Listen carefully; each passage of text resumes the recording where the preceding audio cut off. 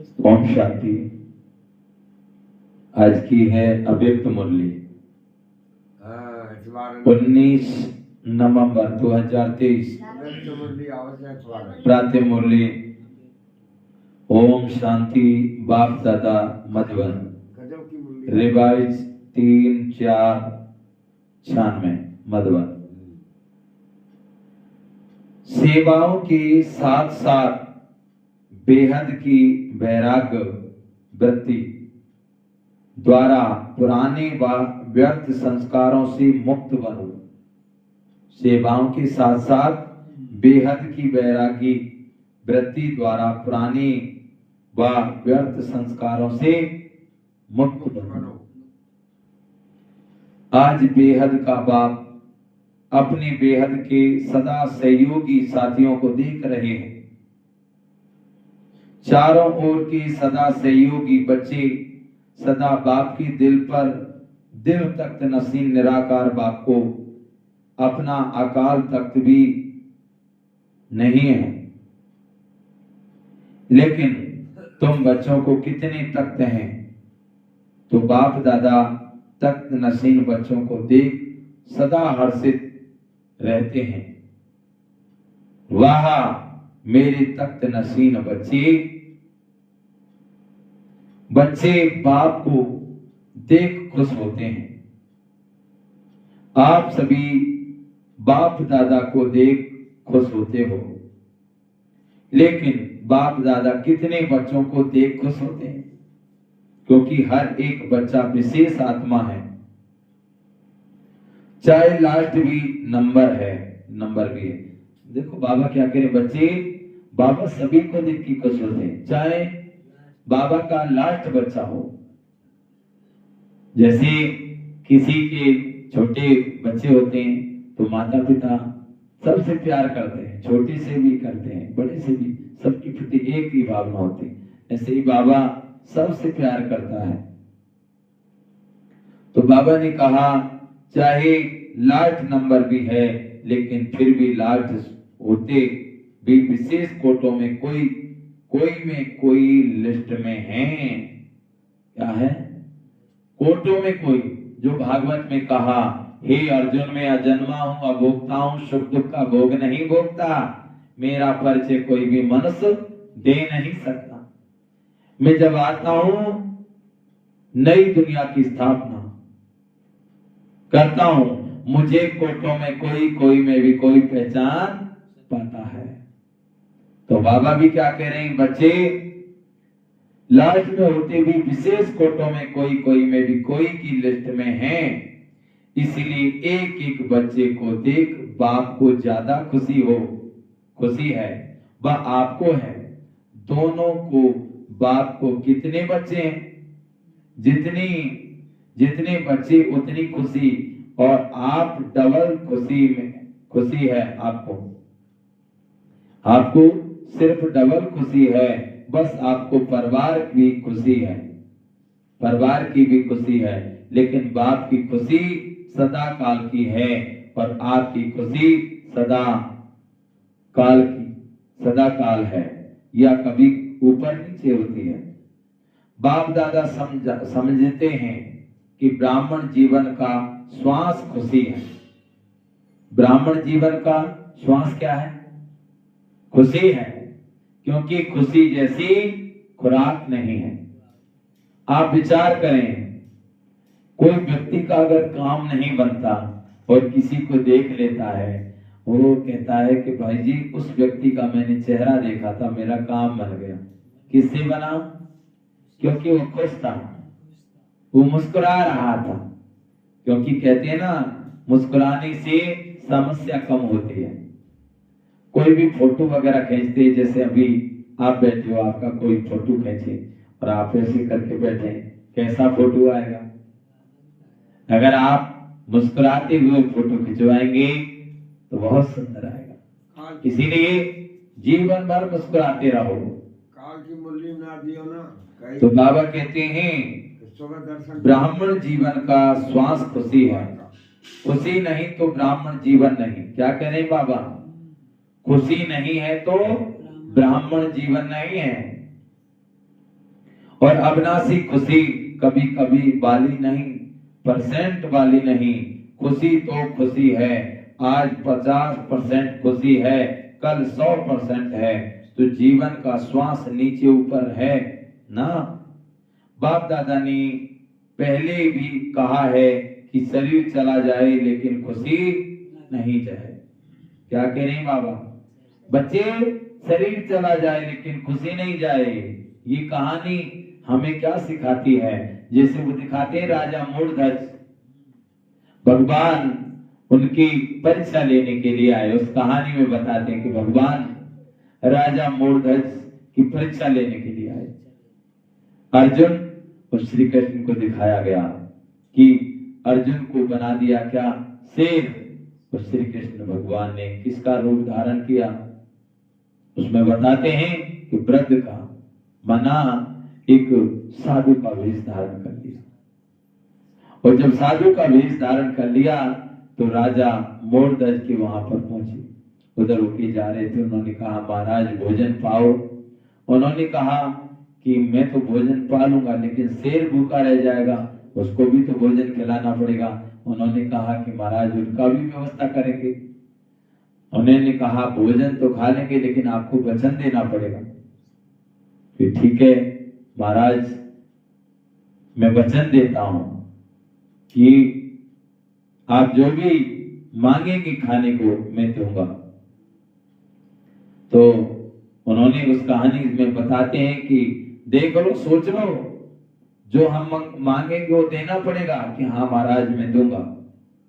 उन्होंने कहा कि ऐसा है, आपका जो बेटा है ना, इसको अपने तुम्हारी औरत को पकड़ना है और तुम्हें आरी चलानी है, अपने बेटे की 2 फाड़ करनी है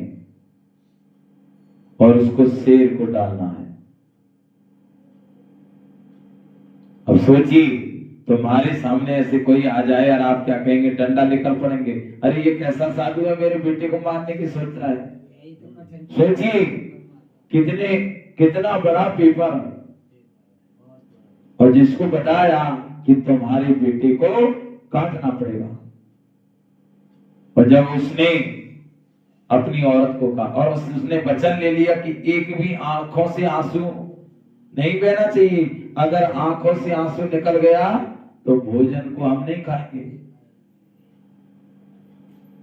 उस जगह बहुत सुंदर गाना बनाया गया है लोगों ने कई भाइयों ने, लेकिन हम सॉफ्ट में बता रहे हैं वो कहानी कि जब उसकी पत्नी को भी ये मालूम पड़ा, जो उसने कहा कि भगवान आज एक साधु और एक शेर आया है और मैंने वचन दे दिया है कि अपने बेटे को काट करके उस शेर को डालना है, तो क्या करना है? तो उसने कहा महाराज आपने जो कहा आपके वचन को मत तोड़िए, आप करिए, मैं आपके साथ हूं, मेरे आंखों से एक भी आंसू नहीं बहेगा। और देखा उस पुत्र को भी बुलाया गया। धन्य है वो पुत्र भी जिसको कहा बेटा रोहित हम तुझको मारेंगे आज, क्या तू अपने माता पिता की खातिर हम तेरे शरीर पर आरा चलाएंगे तो तू अपने शरीर को क्या कुर्बान दे देगा? उसने कहा जो माता पिता ने वचन दे दिया है मैं खुशी खुशी अपने इस शरीर का त्याग कर दूंगा। आप दुखी मत होइए, इस शरीर को आप आरा लाइए, आप इस शरीर को टुकड़े टुकड़े कर दीजिए और शेर को खिलाइए। सोचिए, और हम सभी क्या कहने लग जाते हैं, किसी को अगर 2 शब्द भी कह दिए ना माता पिता ने तो क्या कह देंगे? अरे पड़े रहते हो घाट में, खाते पीते भी कमाने नहीं जाते हो और लगे रहते हो, जाओ मैं नहीं लाऊंगा। हम माता पिता को उल्टा भला बोल देते हैं। सोचिए वो कैसे पुत्र था, कितना अपने माता पिता का कहना माना उसने। और जब दोनों माता पिता ने राजा मूर्धज और उसकी पत्नी ने उस बेटे को रोहित को और बीच में खड़ा किया, आरा से उसको काटा और उस बच्चे ने एक आवाज भी नहीं निकाली कि मां, वो खुशी खुशी उसने अपने उसको दर्द को झेल गया और उसको काट के सिर को डाल दिया। उसके बाद सोचिए, रानी नहाकर और भोजन बनाती है, सब्जी बनाती है, खीर पूरी बना करके, और साधु महाराज को भोजन खिलाने के लिए जब जाते हैं तो कहते हैं कि आप कितने हो? कहा कि हम तो दो ही हैं, कि 5 थाली परोसी आप भोजन की। 5 थाली परोसी। उन्होंने कहा महाराज 5 थाली कैसे परोसे, हम तो दो ही हैं और एक आप बोलते ही नहीं तो थे। उन्होंने कहा साधु ने जो हमने कहा वही करिए। 5 थाली परोसी गई और कहा कि अब आप भोजन पाइए साथ में। सोचिए कैसी परीक्षा, कैसे पेपर था जिसमें कहानी के माध्यम से बताया। अंदर ही अंदर वो हिलोरे आ रहे हैं, लेकिन कहा अगर एक भी आंखों से आंसू गिर गया तो भोजन नहीं खाएंगे। फिर बताया गया अपने बेटे को आवाज लगाइए। उन्होंने कहा अपने बेटे को इस आरी से काटा है, कैसे आवाज लगाएं? साधु ने कहा आवाज लगाइए। तो उसने कहा बेटा रोहित, बेटा रोहित। जैसे ही आवाज गूंजी, अंदर से आवाज आई मां आ रहा हूं। जैसे ही तीसरी आवाज दी, बेटा बाहर। और जो शेर के भेष में था वो अर्जुन भी सामने आ गए और 5 ने मिलकर भोजन पाया। सोचिए, ये बाबा ने, ये हमारी जीवन कहानी है, ये हमारी अपनी कहानी है राजा मूर्धज की। बाबा ने कहा बच्चे कुछ भी हो जाए, तुम्हारा कुछ भी हो जाए, लेकिन तुम्हारे चेहरे और चलन की खुशी नहीं जाए, क्योंकि हम सभी को बाबा की श्रीमत मिली है। जैसे एक कागज होता है, उस पर किसी का हस्ताक्षर होता है, हस्ताक्षर होता है कागज पर। हम उस कागज से, उस कागज को बड़ी संभाल के रखते हैं, क्योंकि उसमें हस्ताक्षर है बड़े अधिकारी का। कहीं कुछ उस पर पानी नहीं गिर जाए, नहीं तो कागज घुल जाएगा, खराब हो जाएगा। बाबा के हस्ताक्षर हैं। अगर बाबा पर संशय है, अगर हमारी खुशी जा रही है चेहरे से, इसका मतलब बाबा पर हमारा विश्वास नहीं, बाबा की। इसीलिए कुछ भी हो जाए, हमारी चेहरे और चलन की खुशी नहीं जाए। सदा मुस्कुराते रहो, हंसते रहो, हंसाते रहो। कहते ना, खुशी जैसी खुराक नहीं। सारी समस्याएं कम हो जाती है खुशी होने पर। इसीलिए खुश रहिए। कहते ना, मुस्कुराइए। मुस्कुराना सीख ले, गुनगुनाना सीख लो, दूसरों के दुख में हाथ बटाना सीख लो, मुस्कुराना सीख लो, गुनगुनाना सीख लो। तो क्या करना है? मुस्कुराइए, स्माइल। सोचिए, बाबा ने कहा बच्चे, बाप दादा ने पहले भी कहा है कि शरीर चला जाए लेकिन तुम्हारी खुशी नहीं जाए। सोचिए, इस कहानी को अगर आप मन में, अगर चेहरे से खुशी जा रही है, तो राजा मूर्धज की कहानी आप सुन लेना कि कुछ भी हो जाए, यहां भगवान की श्रीमत मिली है बच्चे। तुम्हारा शरीर भी चले जाए लेकिन तुम्हें दुखी नहीं होना है, खुशी नहीं जाए। तो ये पाठ पक्का है क्या थोड़ा थोड़ा कच्चा है? बाबा कह रहे हैं बच्चे तुम्हारी खुशी गायब तो नहीं हो जाती है, ये पाठ पक्का है या कच्चा है? सदा अंडरलाइन, कभी कभी वाले क्या होंगे? सदा खुशी में रहने वाले, पास विद ऑनर, और कभी कभी खुशी में रहने वालों को धर्मराजपुरी पास करनी पड़ेगी। क्या करनी पड़ेगी? धर्मराजपुरी पास करनी पड़ेगी। इसीलिए क्या करो? खुश रहो, खिलखिलाते रहो। तभी तो बाबा कहते हैं बच्चे खतियां मारो। एक बार क्या, हम मधुबन में गए थे, एक भाई था, लगभग उसकी जो बुजुर्ग था, लगभग उसकी 90-100 वर्ष, और वो नच रहा है, ठगियां मार रहा है, वाह बाबा वाह, मैं सतयुग में जाऊंगा, बाबा मुझको ले जा रहा है। और ऐसे ही ब्रह्मा बाबा डांस करते थे। कई बार दादियों ने भी देखा कि बाबा अकेले में डांस कर रहे हैं, नाच रहे हैं। पूछा, बाबा अकेले में डांस कर रहे थे आप?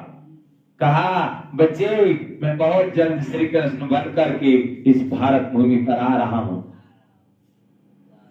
मुझे खुशी है, भगवान मुझको नर से नारायण बना रहा है। आप सभी भी बनोगे ना? क्या एक ही लक्ष्मी नारायण होंगे? हम सभी भी आने वाली दुनिया में अपना स्थान लेकर आएंगे। इसीलिए बाबा कहते हैं बच्चे खुश रहना। अगर हमारी खुशी कभी कम कभी ज्यादा है, खुशी कम नहीं हो, ज्यादा हो लेकिन कम ना हो, तो बाबा कहते हैं धर्मराजपुरी पास करनी पड़ेगी। पास विद ऑनर वाले 1 सेकंड में बाप के साथ जाएंगे, रुकेंगे नहीं। तो आप सब कौन हो? साथ चलने वाले या रुकने वाले? साथ चलने वाले। ऐसा चार्ट है क्योंकि विशेष डायमंड जुबली के वर्ष में बाप दादा की हर एक बच्चे की प्रति क्या शुभ आशा है, वह तो जानते हो ना। बाप दादा ने सभी बच्चों का चार्ट देखा, उसमें क्या देखा कि वर्तमान समय के प्रमाण एक बात का विशेष और अटेंशन चाहिए, जैसे सेवा में बहुत उमंग उत्साह से आगे बढ़ रहे हो, और डायमंड जुबली में विशेष सेवा का उमंग उत्साह है। इसमें पास हो हर एक यथा शक्ति सेवा कर रहे हैं और करते रहेंगे। लेकिन अब विशेष क्या चाहिए? समय समीप है तो समय की समीपता के अनुसार अब कौन सी लहर होनी चाहिए? बैराग की। कौन सा बैराग? हद का बैर, हद का या बेहद का? बाबा कह रहे बच्चे अब कौन सा बैराग होना चाहिए? हद का या बेहद का?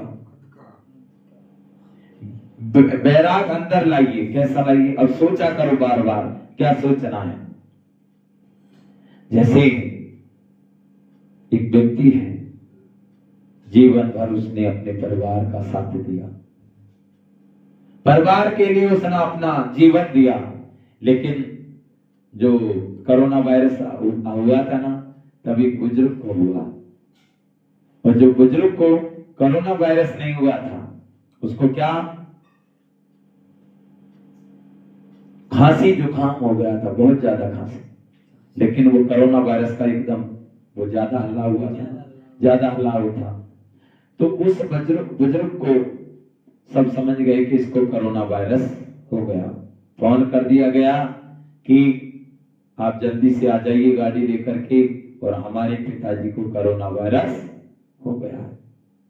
देखा उसका एक थैला अलग रख दिया गया है और सभी उसको दूर से देख रहे हैं, कोई हाथ नहीं लगा रहा।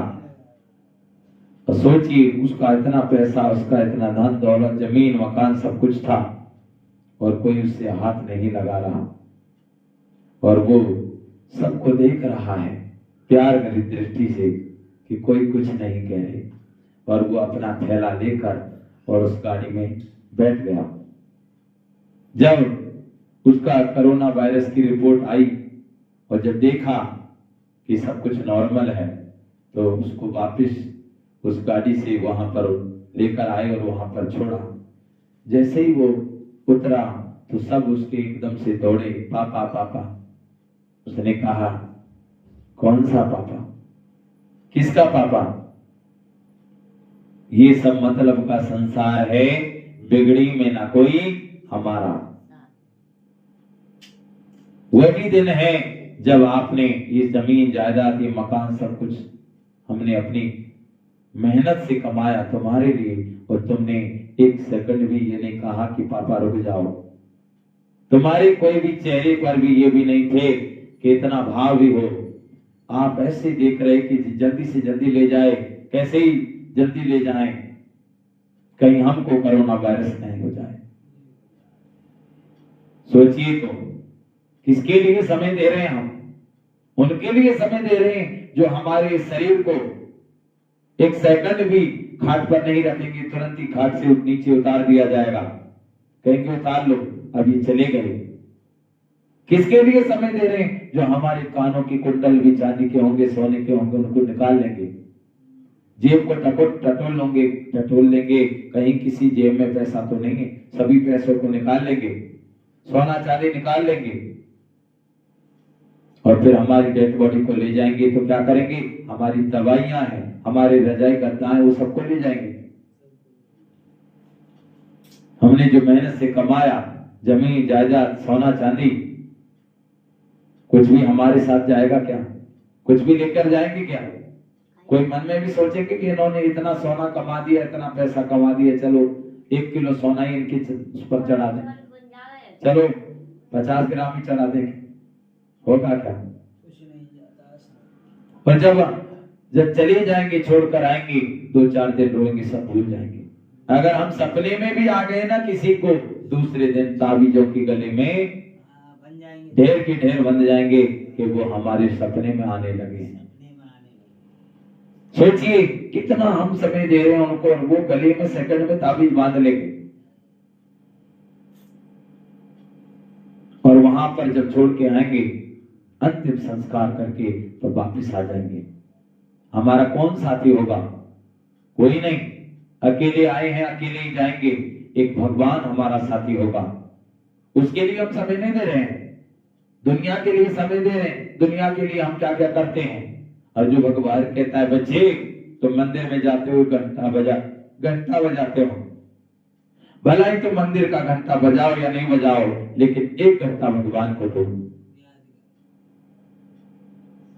ये बैराग अंदर लाओ, तब बाबा को याद कर सकेंगे कि कोई किसी का नहीं है, एक भगवान ही हमारा साथी है। तो बाबा यही कह रहे हैं, बैराग की कौन सा बैराग? हद का, ये बेहद का। जितना सेवा का उमंग उत्साह है, उतना समय की आवश्यकता। प्रमाण स्वयं स्थिति में बेहद का बैराग कहाँ है, कहां तक है? क्योंकि आपकी सेवा की सफलता है, जल्दी से जल्दी प्रजा तैयार हो जाए। इसलिए सेवा करते हो ना, तो जब तक आप निमित्त आत्माओं की बेहद की वैराग्य वृत्ति नहीं है, तो अन्य आत्माओं में भी वैराग्य वृत्ति नहीं आ सकती। और जब तक वैराग्य वृत्ति नहीं होगी, तो जो चाहते हो कि आप बाप का परिचय सबको मिले, वह नहीं मिल सकता। बेहद का वैराग्य सदा काल का वैराग्य है। अगर समय प्रमाण व सरकमस्टांस प्रमाण वैराग आता है, तो समय नंबर 1 हो गया और आप नंबर 2 हो गए हो। बाबा कहते हैं आप नंबर 2 हो गए। परिस्थिति या समय ने वैराग दिलाया तो परिस्थिति खत्म, समय पास हो गया तो वैराग पास हो गया। तो उसको क्या कहेंगे? बेहद का वैराग या हद का? भाई एक तो समय वो होगा जब चारों तरफ हाहाकार मचेगी, चारों तरफ कोई किसी का साथी नहीं होगा। जिसको पैसा का घमंड होगा, पैसा साथ छोड़ जाएगा। जिन्हों पर परिवार का घमंड होगा, परिवार साथ छोड़ जाएंगे। जिन्हों पर औरत, बीवी, बच्चे, बेटा, बेटी, जिन पर घमंड होगा, वो सब साथ छोड़ जाएंगे। कोई किसी का नहीं होगा, सब कहेंगे हे भगवान उठा ले हे प्रभु, सबको बैराग होगा। फिर क्या है? समय बैराग। बैराग पहले से ही लाओ, सब कुछ जानेगा, सब कुछ जाएगा। हमारा शरीर अमर नहीं है, हम मुसाफिर हैं और हमारा एक परमात्मा है, उसे हमें याद करना है। और वो हमें ये नहीं कहता कि बच्चे तुम जंगलों में जाओ, घर में रहते हुए उसे याद करना है, बाबा की मुरली सुनना है। यही है बैराग। अभी तो बाबा मुरली मैं आत्मा हूँ, शरीर नहीं। तो बाबा कहते हैं हर बात में तो हो गया, उसको क्या कहेंगे? बेहद का बैराग या हद का। अभी बेहद का बैराग चाहिए। अगर बैराग खंडित हो जाता है तो उसका मुख्य कारण है देह भान। जब तक देह भान का बैराग नहीं, तब तक कोई भी बात का बैराग सदा काल नहीं होता।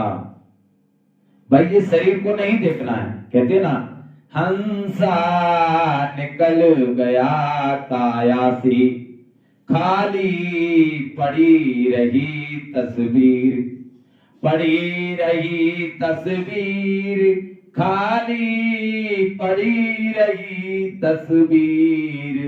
हंसा निकल गया पिंजरे से, खाली पड़ी रही तस्वीर। ये तस्वीर है, शरीर क्या है? तस्वीर है। हम सभी आत्मा हंसा हैं और जब निकल जाएंगे तो ये तस्वीर रह जाएगी। इसीलिए इसे शरीर को नहीं देखो, मैं आत्मा हूं, इस आत्मा को देखो।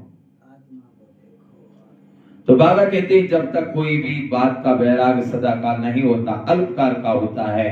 संबंध से बैराग यह बड़ी बात नहीं है। वो तो दुनिया में भी कईयों को दिल से बैराग आ जाता है, लेकिन यहाँ देह भान के जो भिन्न भिन्न रूप हैं, उन भिन्न भिन्न रूपों को तो जानते हो ना। कितने देह भान के रूप हैं, उसका विस्तार तो जानते हो। लेकिन इस अनेक देह भान के रूपों को जानकर बेहद के बैराग में रहना देह भान देही अवमान में बदल जाए। जैसे देह भान एक नेचुरल हो गया, ऐसे ही देही अवमानी नेचुरल हो जाए। क्योंकि हर बात में पहला शब्द देह ही आता है।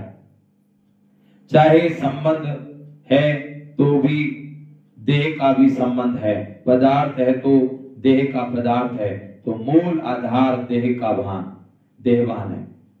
जब तक किसी भी रूप में देह भान है तो बैराग वृत्ति नहीं हो सकती। और बाप दादा ने देखा कि वर्तमान समय जो देह भान का विघन है, उसका कारण है देह के जो पुराने संस्कार हैं, उससे बैराग नहीं है। पहले देह के पुराने संस्कारों से बैराग चाहिए। संस्कार स्थिति से नीचे ले आते हैं। संस्कार के कारण सेवा में व संपर्क में विघन पड़ते हैं। तो रिजल्ट में देखा कि देह के पुराने संस्कार से जब तक बैराग नहीं आया, तब तक बेहद का बैराग सदा नहीं रहता। भाई अपने पुराने संस्कार, ये नहीं कहना अरे मेरे तो ऐसे ही संस्कार हैं, मेरा तो आवाज ही ऐसी है, तुमको ऐसा लगता होगा कि मैं लड़ रहा हूं, लेकिन मेरा ये संस्कार नहीं। ये बैराग नहीं है। बैराग क्या? जो बाबा कहता है, कम बोलो, धीरे बोलो, मीठा बोलो, सोच के बोलो। किसी को भी ऐसे शब्द नहीं बोलो जिसमें किसी को दुख पहुंचे। जैसे एक भाई था, शाम को उसमें आपस में में हुई, उसको मैं पकड़ के ला रहा, जो मुझसे छोटा था, उसके अंदर बाबा की किरणें आ गई, उसमें वो प्यार भरी बाबा की शक्तियां आई और उसने उस प्यार से उसको ले गया। पास कौन हुआ? वो आत्मा। फेल कौन हुआ? फेल कौन हुआ? जैसे मैं आत्मा हूं और वो भाई मान रहा नहीं है, लेकिन उस समय क्या करना चाहिए? हमें प्यार से उसको समझाना चाहिए। और हमारे अंदर क्रोध आ गया मैंने उसको पकड़ के ला रहा, हालांकि मैंने मारा नहीं क्योंकि बाबा की श्रीमत है। मैं उसको पकड़ ला रहा कि इसको बांधूंगा पकड़ के। वो क्या है, अंदर क्रोध आ जाता है। बाबा कहते हैं बच्चे क्रोध नहीं करना चाहिए। तो क्या है, मैं उसको पकड़ के ला रहा, लेकिन जो मुझसे छोटा है वो उसने रोका कि नहीं, प्यार से समझाओ। उसको प्यार करते हुए उसको शरीर पर हाथ फेरते हुए उसको ले गया। ये क्या है, पास कौन हुआ? पास वही हुआ जिसने क्रोध को जीता। फेल कौन हुआ? जिसने क्रोध किया।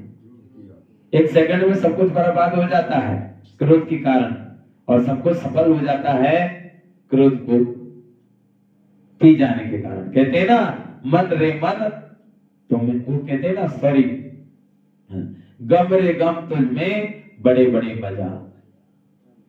तो जिसने गम कर लिया वो समझो उसने बहुत आनंद ले लिया, और जिसने गम को नहीं पिया वो समझो उसका घर ही गया। क्योंकि देखो, किसी व्यक्ति को अगर हम पकड़ के लाते हैं, उसको मार लगाते हैं, हालांकि अगर ऐसा करते हैं गुस्सा में थोड़ा बहुत तो आगे दिखाएंगे, लेकिन ऐसा नहीं, बाबा की श्रीमत नहीं है।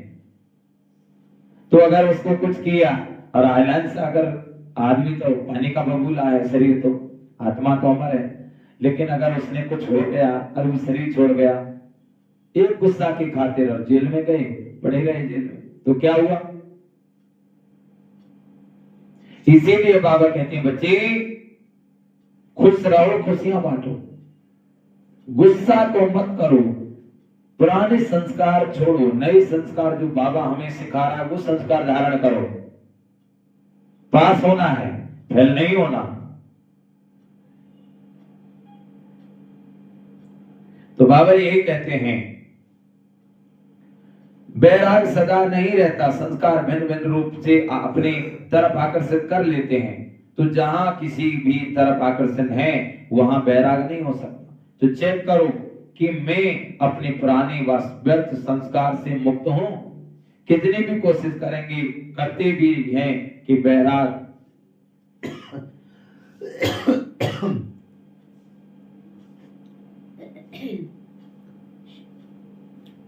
कि बैराग वृत्ति में रहें, लेकिन संस्कार कोई कोई के पास या मेजॉरिटी के पास किस ना किस रूप में ऐसे प्रबल हैं जो अपनी तरफ खींचते हैं।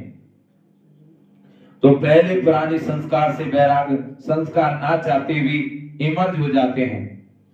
क्यों चाहते नहीं हो, लेकिन सूक्ष्म में संस्कारों को भस्म नहीं किया है, कहां ना कहां अंश मात्र रहे हुए हैं, छिपे हुए हैं, वह समय पर ना चाहते हुए भी इमर्ज हो जाते हैं। फिर कहते हैं चाहते तो नहीं थे, लेकिन क्या करें, हो गया, हो जाता है। ये कौन बोलता है, देह भान या देह अमान? क्या बोलता है, कौन बोल रहा है? अरे हम चाहते नहीं थे भाई कि गुस्सा, मैं तो बाबा की श्रीमत पर चलते हैं, लेकिन गुस्सा आ गया।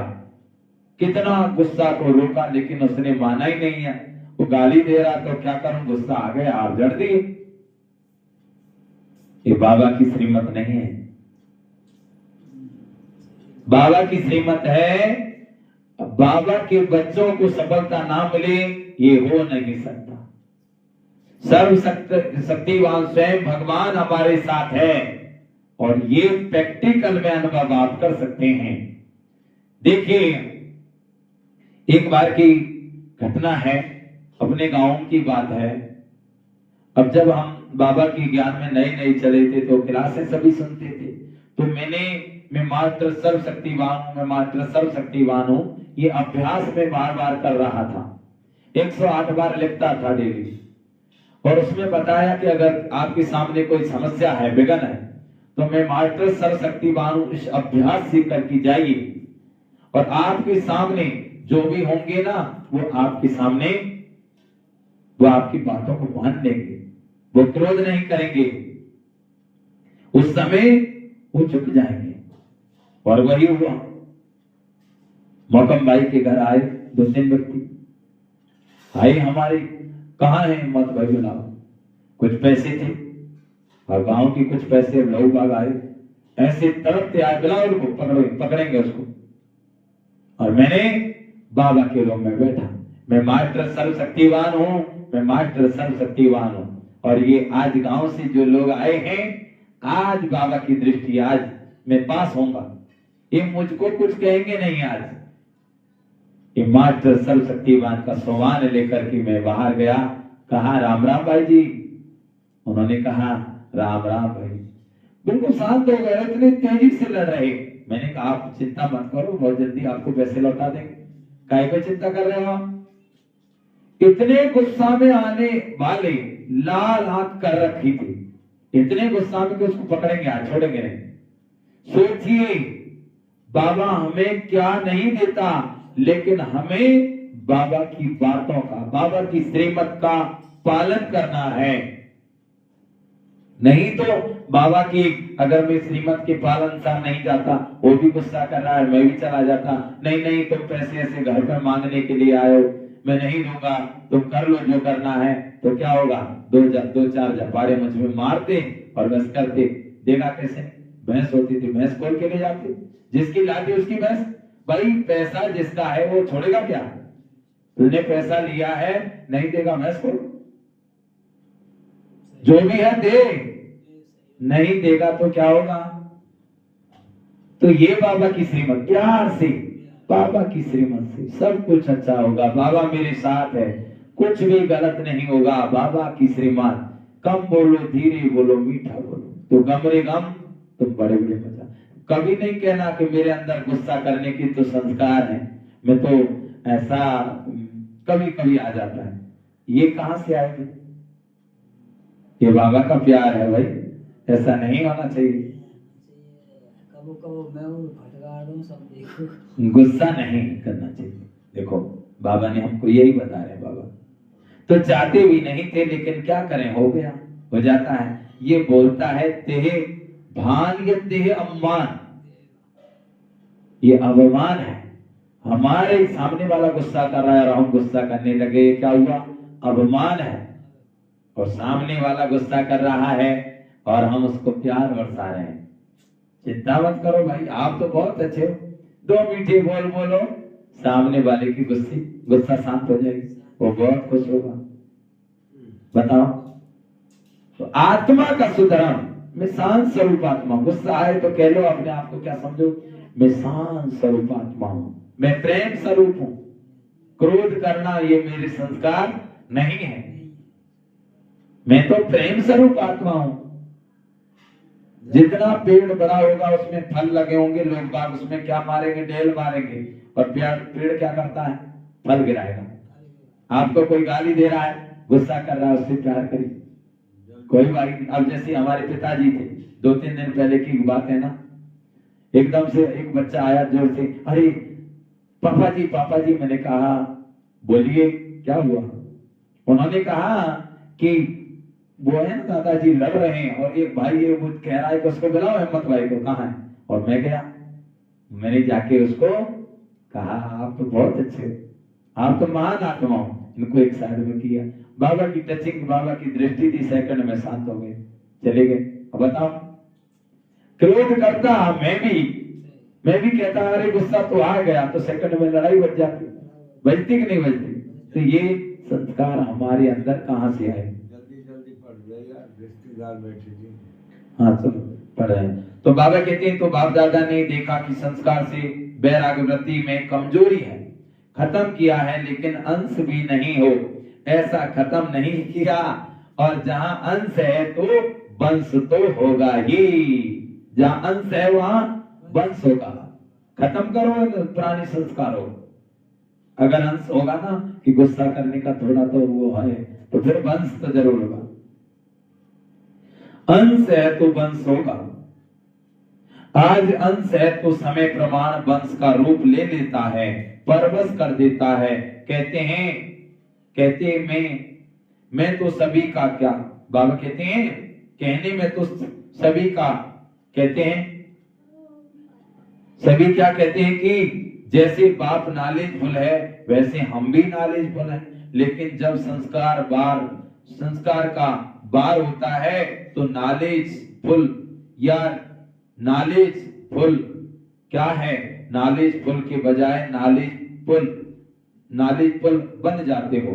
उस समय किसी से भी पूछो तो कहेंगे समझती तो मैं भी हूं, समझता तो मैं भी हूं। होना नहीं चाहिए, करना नहीं चाहिए, लेकिन हो जाता है। तो नॉलेजफुल हुए या नॉलेजफुल हुए। नॉलेजफुल अर्थात नॉलेज को खींचने वाले। जो नॉलेजफुल हैं तो उसे कोई भी संस्कार संबंध पदार्थ बार नहीं कर सकता। तो बाबा कहते हैं तो डायमंड जुबली मना रहे हो। डायमंड जुबली का अर्थ है डायमंड बनना, अर्थात बेहद के बैरागी बनना। जितना सेवा का उमंग उत्साह है उतना बैरागी वृत्ति का टेंशन नहीं है। इसमें अलबेलापन है, चलता है, होता है तो हो जाएगा, समय आएगा तो ठीक हो जाएगा। तो समय आपका शिक्षक है या बाबा शिक्षक है? कौन है? तो बाबा कहते हैं अगर समय पर परिवर्तन करेंगे तो आपका शिक्षक तो समय हो गया, आपकी रचना आपका शिक्षक हो, ये ठीक है। तो जब ऐसी परिस्थिति आती है तो क्या कहते हैं, समय पर ठीक कर लूंगी, हो जाएगा। बाप को जो भी दिलासा देते हैं वो फिक्र नहीं करो, हो जाएगा। समय पर बिल्कुल आगे बढ़ जाएंगे। तो समय को शिक्षक बनाना यह आप मास्टर रचयिता के लिए शोभता है, अच्छा लगता है। नहीं, समय रचना है। आप मास्टर रचयिता हो तो रचना मास्टर रचयिता का शिक्षक बने। ये मास्टर रचयिता भी शोभा नहीं। तो अभी जो बाप दादा ने समय दिया है उसमें बैराग वृत्ति को इमर्ज करो, क्योंकि सेवा की खींचातान में बैराग वृत्ति खत्म हो जाती है। वैसे सेवा में खुशी भी मिलती है, शक्ति भी मिलती है और प्रत्यक्ष भी फल मिलता है, लेकिन बेहद का बैराग खत्म भी सेवा में ही होता है।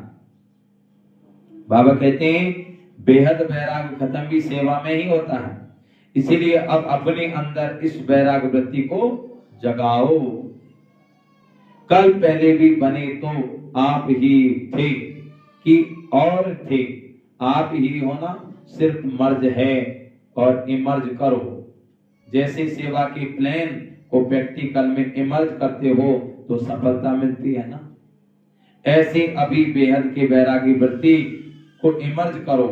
चाहे कितने भी साधन प्राप्त हैं, और साधन तो आपको दिन प्रतिदिन ज्यादा ही मिलने हैं, लेकिन बेहद के बैरागी वृत्ति की भाव साधना मर्ज नहीं हो, इमर्ज हो। साधना और साधना का बैलेंस, साधन और साधना का बैलेंस, क्योंकि आगे चलकर प्रकृति आपकी दासी होगी। आगे चल के क्या होगी? प्रकृति, जल पृथ्वी वायु अग्नि आकाश, ये तुम्हारी दासी होगी। कहां? सतयुग में है। तो बाबा कहते हैं आगे चल के प्रकृति तुम्हारी दासी होगी, सत्कार मिलेगा, सम्मान मिलेगा, लेकिन सब कुछ होते बैरागी वृत्ति कम नहीं हो तो बेहद के बैरागी वृत्ति का वायुमंडल स्वयं में अनुभव करते हो कि सेवा में बिजी हो गए। ओ, जैसे दुनिया वालों को सेवा का प्रभाव दिखाई देता है ना, ऐसे बेहद की बैराग्य वृत्ति का प्रभाव दिखाई दे। आदि में आप सभी की स्थिति क्या थी?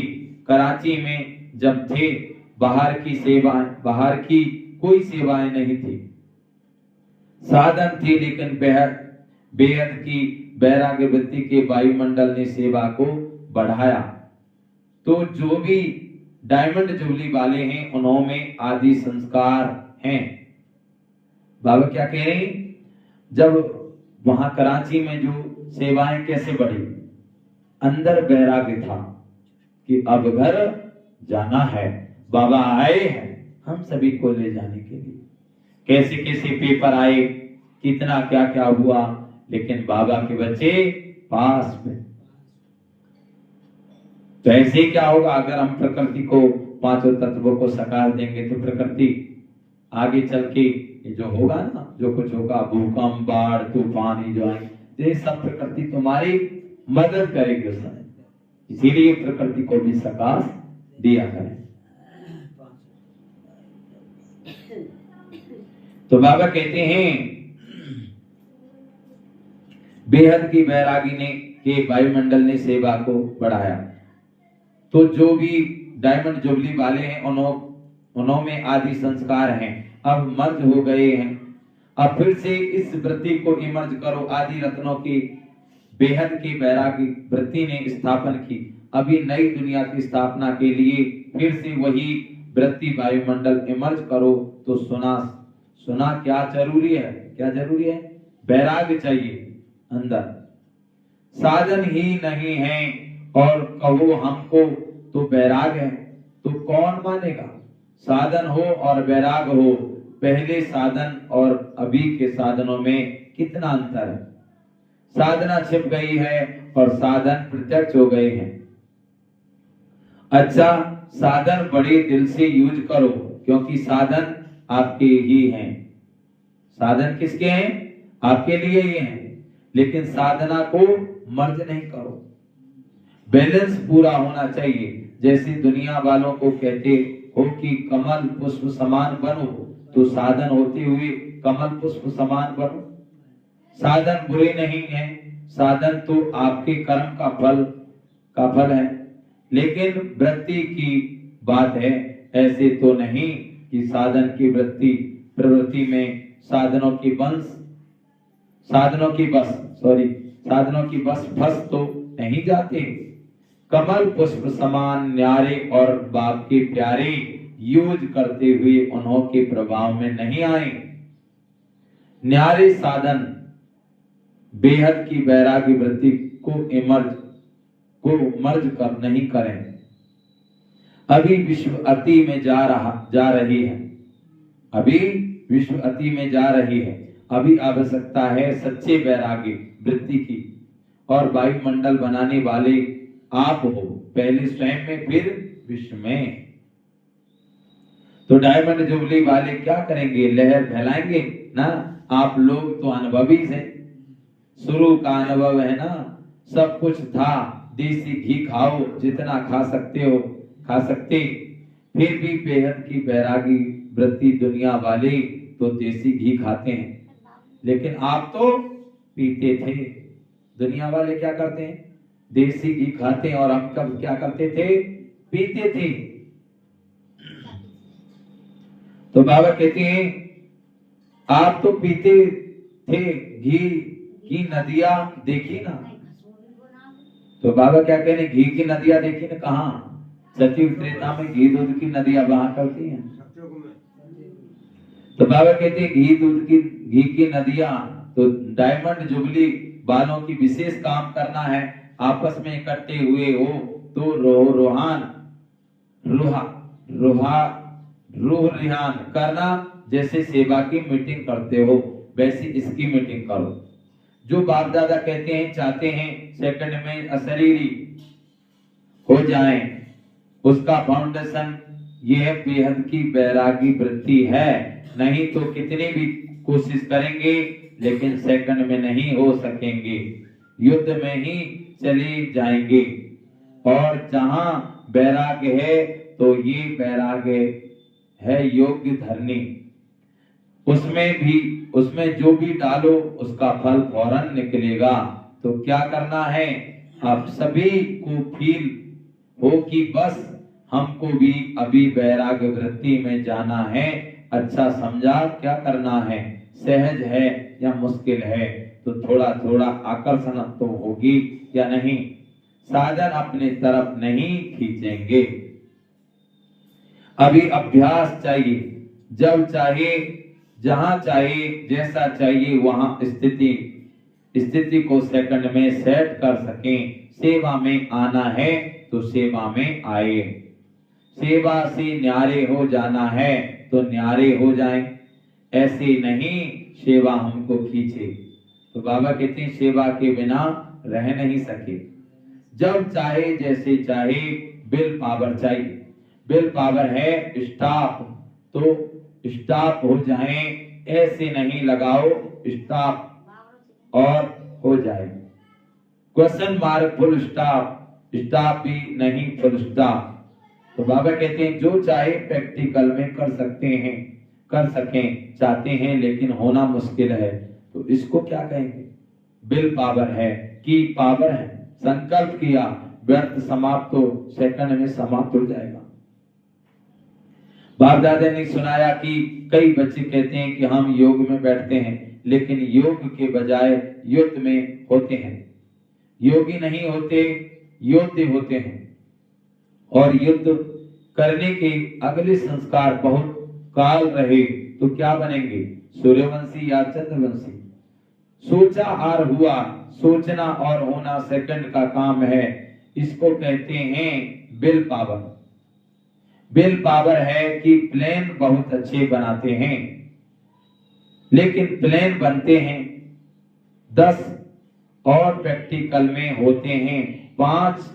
ऐसे तो नहीं होता। सोचते बहुत अच्छा है, ये करेंगे, ये होगा, लेकिन प्रैक्टिकल में अंतर पड़ जाता है। तो अभी ऐसी विल पावर हो, संकल्प किया और कर्म प्रैक्टिकल में हुआ पड़ा है, ऐसे अनुभवी हो। नहीं तो देखा जाता है अमृत वेले बाप से रूहान करते हुए बहुत अच्छी अच्छी बातें बोलते हैं, कहते हैं ये करेंगे, और जब रात होती है तो क्या रिजल्ट होती है? बाप को खुश बहुत करते हैं, बातें इतनी मीठी करते हैं, इतनी अच्छी करते हैं, आप भी खुश हो जाते हो। वहां मेरे बच्चे कहते हैं बाबा बस आपने जो कहा ना होना ही है, हुआ ही पड़ा है। बहुत अच्छी बातें करते हैं। कई तो बाप को इतना दिलासा दिलाते हैं कि बाबा हम नहीं होंगे तो कौन होगा? बाबा कल हम ही तो खुश थे, बाबा कल हम ही तो थे, खुश हो जाते। हाल में पीछे बैठने वालों से पीछे बैठने वाले अच्छी तरह से सुन रहे हो ना? बाबा क्या कह रहे बच्चे? हाल में पीछे बैठने वाले, कोई बाबा सोच रहा होगा कि बाबा हम तो पीछे बैठे हैं और तो सभी आगे बैठे हैं। तो बाबा कह रहे हैं हॉल में पीछे बैठने वालों से पीछे बैठने वाले अच्छी तरह से सुन रहे हैं ना? तो बाबा कहते हैं आगे वालों से पहले पीछे वाले करेंगे। बैठे पीछे हो लेकिन सबसे समीप दिल पर हो। क्यों? दूसरे को चांस देना, ये सेवा की है ना।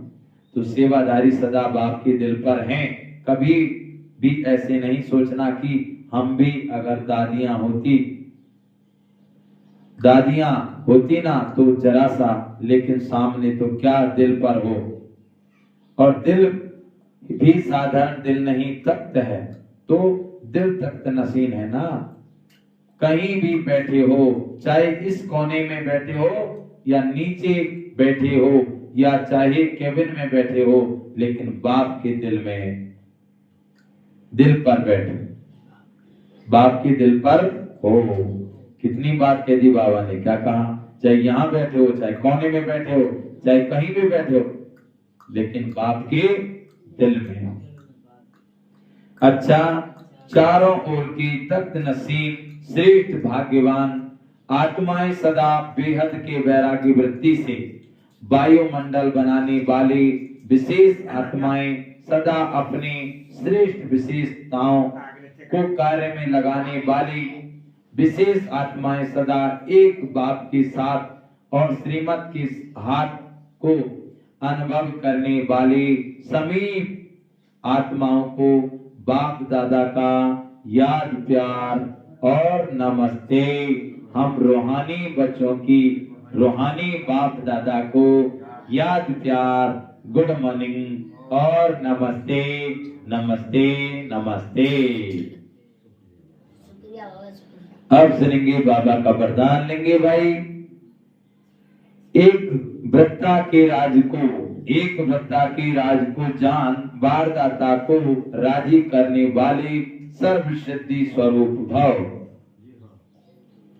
वरदाता बाप के पास अखुट वरदान है, जो जितना लेने चाहिए खुला भंडार है।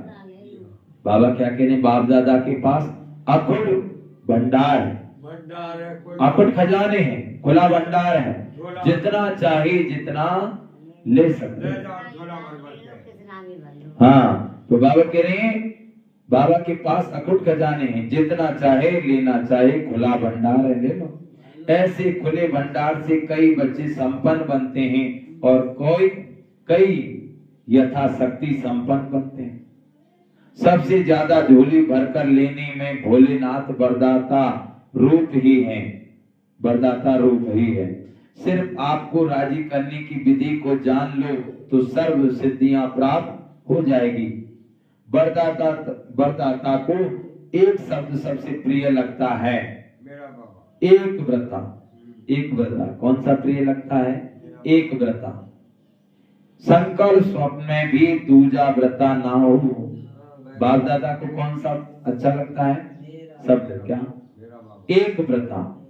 एक के साथ खाना है, एक के साथ रहना है, एक के साथ चलना है।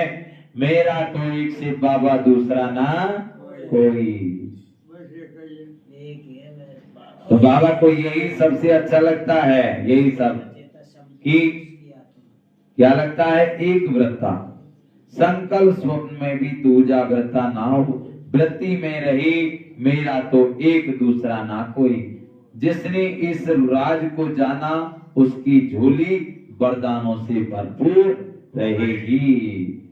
हो गई। जिसने इस राज को जाना वाह वाह वाह। उसकी झोली सदा भरपूर रहे। तो कौन से राज को जाना? एक के साथ रहना है, एक के साथ खाना है। मेरा तो एक, दूसरा ना कोई। मेरा तो एक से बाबा, दूसरा ना कोई। वाह वाह वाह वाह। अरे आज तो बाबा कमाल। स्लोगन, मनसा और वाचा दोनों सेवाएं साथ साथ करो तो डबल फल प्राप्त होता रहेगा। वाह क्या कह रहे हैं बाबा? मनसा और वाचा दोनों सेवाएं साथ साथ करो तो डबल फल प्राप्त रहेगा। मनसा माना मन के द्वारा, मनसा सेवा। आशा वाचा कर्म। मनसा वाचा कर्मणा से बाबा का संदेश सभी के लिए। और चंद्रो ये थी आज की प्यारी बाबा की बेटा है मुरली। राम राम कह रामेली से। ओम शांति, ओम शांति, ओम।